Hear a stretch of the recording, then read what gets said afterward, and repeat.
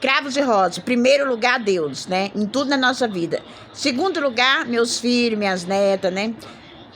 E terceiro lugar, minha mãe também, né?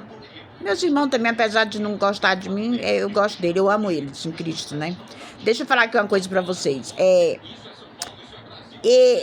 Rede social, cravos e rosas. Eu não posso nem falar de negócio de vídeo, porque eu sou... não, vício não sou viciada não, Jesus. Obrigada, tá? Por me corrigir. Mas assim, eu ia falar que eu era viciada em rede social. Eu amo fazer vídeo, cravos e rosas. Vocês não têm noção. Eu amo me expressar. Eu amo dizer o que eu tô sentindo. Eu amo dizer o que aconteceu comigo, sabe? Tudo, eu amo passar isso para as pessoas, sabe? Saber que tem pessoas do outro lado me vendo, sabe? Nossa, vocês não têm noção o quanto isso me faz bem. Me faz bem demais, assim, sabe? Lógico, né? Tem 4 anos que eu faço vídeo para rede social e outra coisa, eu vou falar aqui uma coisa pra vocês. Nesse mundo louco que eu vivi, né? Ficava alguns dias sem fazer vídeo, né? Porque não conseguia nem fazer vídeo. A gente tava tão bem que não conseguia nem fazer vídeo, só pra vocês terem uma ideia. Aí ficava 2 dias sem fazer vídeo, entendeu?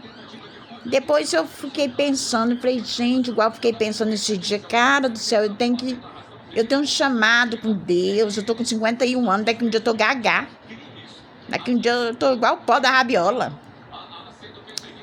O que eu vou fazer? Tem minhas netas que tá criança ainda. Eu tenho que amar minhas netas. Eu não fui mãe, então eu tenho que ser vó. A droga me tirou o direito de ser mãe, mas nunca é tarde pra ser mãe, porque mãe sempre é mãe, entendeu? Nunca é tarde pra ser mãe. Então eu tenho que amar meus filhos, eu tenho que beijar, dizer que amo, tá perto deles, entendeu? Porque, nossa, a droga me tirou o direito de ser mãe, me tirou tudo. E não vai me tirar o direito de ser vó, não, Satanás. Está repreendido em nome de Cristo, demônio. Não vai me tirar o direito de ser vó, não. Eu vou ser vó. Eu sou vó e vou ser vó. Entendeu? Eu vou conviver com minhas netas, vou amar minhas netas. Tá repreendido em nome de Jesus. Que vida ruim, meu Deus do céu, para passar por esse processo. Jesus, eu vou falar aqui uma coisa pro senhor. Tem que ter chamado. Tem que ter chamado, cravos de rosa. O processo da minha vida eu tenho que ter um chamado forte. Mas é forte, daqueles fortes, assim, de abrir a boca e Satanás cair no chão, assim, ó, derrotado. Porque eu vou falar uma coisa pra vocês. É desde de criança que eu sofro. Eu nasci sofrendo. Sabe? Nossa, cravos de rosa, se eu for contar pra vocês a minha vida. Se eu for contar pra vocês, eu tenho certeza que vocês vão chorar aí do outro lado. Chorar. Eu lembro criança, eu lembro que na época que meu pai morreu, eu lembro que a mãe não tinha condição, sabe? Eu lembro que eu chorava de fome, porque eu queria comer e a mãe não tinha comida para dar para mim. Eu chorava de um lado e a mãe chorava do outro. Eu me lembro que quantos livramentos de morte Deus me deu. Eu me lembro quanto eu fui humilhada, quanto eu fui desprezada, quanto eu fui abandonada, quantas pessoas me rejeitaram muito na minha vida, me desprezaram muito, entendeu? Eu sentia que a pessoa estava me desprezando, mesmo assim eu colocava um sorriso no rosto e mostrava para as outras pessoas que estava tudo bem. E até a própria pessoa que estava me humilhando, me desprezando, eu mostrava para ela que estava tudo bem, entendeu? Já apanhei na cara, mulher já bateu na minha cara, chegar assim, meter a mão na minha cara, assim, de estar lá. E eu simplesmente, eu não revidar, sabe? Não porque eu não tinha sangue no olho para revidar.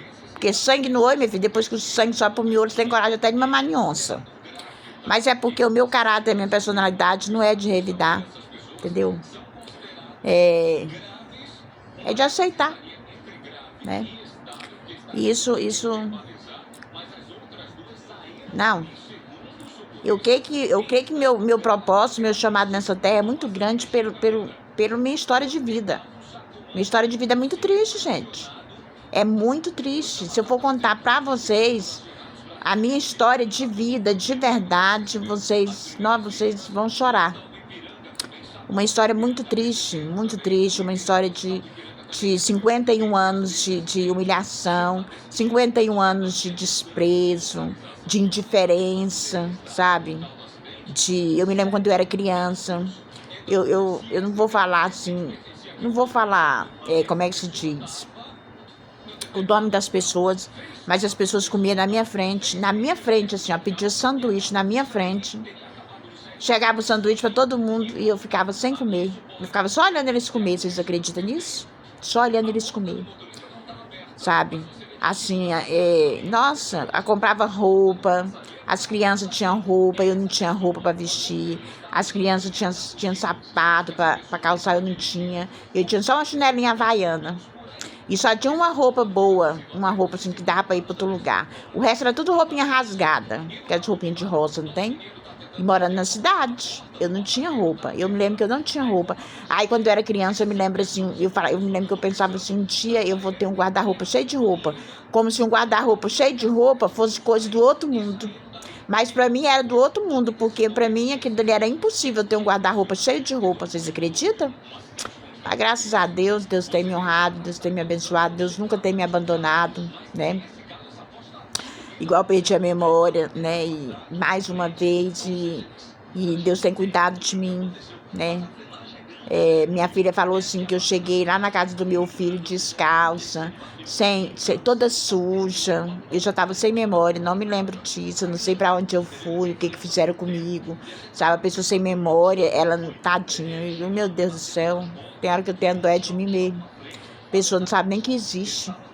Eu não sabia nem que eu existia. Eu me lembro que, eu me lembro, até onde você se lembra, eu só me lembro quando eu cheguei de Ribeirão das Neves e num domingo, não sei, meu marido disse que era numa quinta, mas minha cabeça parece que era domingo, não sei.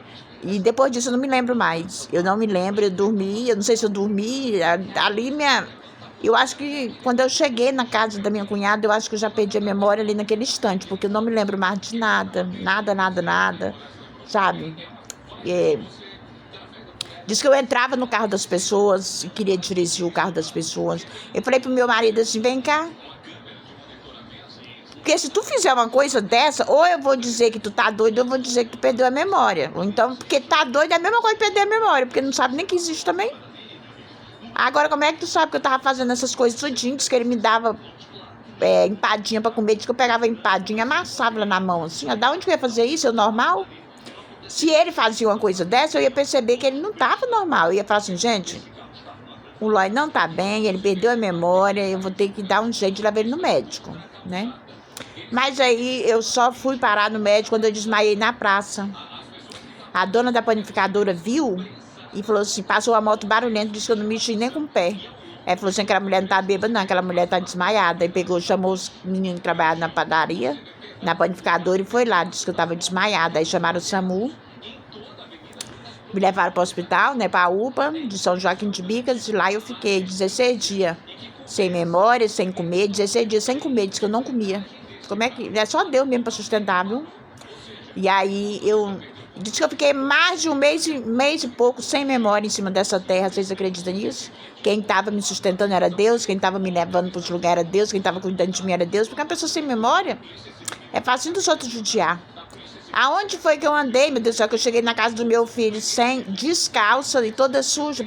Que buraco foi que eu andei? O que eu falava nesse lugar, meu Deus? Nossa, a hora que eu fico pensando, Deus é lindo. Meu Deus, eu te amo tanto, Jesus. Eu amo tanto Jesus, gente. Nossa, Jesus é minha vida, cara. É o ar que eu respiro. Sem Deus eu não quero ser, eu não sou ninguém. Eu não quero existir sem Deus. Eu prefiro morrer. Se eu viver sem Deus, eu prefiro morrer. Porque Deus tem me sustentado na minha caminhada, gente. No meus 51 anos, quem me sustentou foi Deus. Eu estava vindo de carro hoje do centro da cidade, que eu fui comprar as coisas para levar para a clínica, e Deus falou comigo assim, no profundo, sabe, bem forte no meu coração e na minha mente, que o que Ele mais ama, que eu não tenho noção o quanto Ele me ama, por eu amar o ser humano igual Ele ama. Entendeu? Porque Deus o livre, se você for falar para uma outra pessoa que você perdoa um assassino, que você perdoa um pedófilo, que você perdoa quem te matou teu filho, igual eu perdoei quem matou meu filho, as pessoas vão falar assim que você é doida, que você não é normal, entendeu? Mas elas não conhecem Deus. Só entende o que eu estou falando quem realmente conhece Deus. Para você, eles não podem prestar, mas é os olhos de Deus. Deus sabe que dele é obra de Satanás, Deus sabe que dele é um vício. É a mesma coisa do drogado. Doido para usar droga. O pedófilo, tarado, assassino, fica tudo doido para praticar o ato. Entendam isso.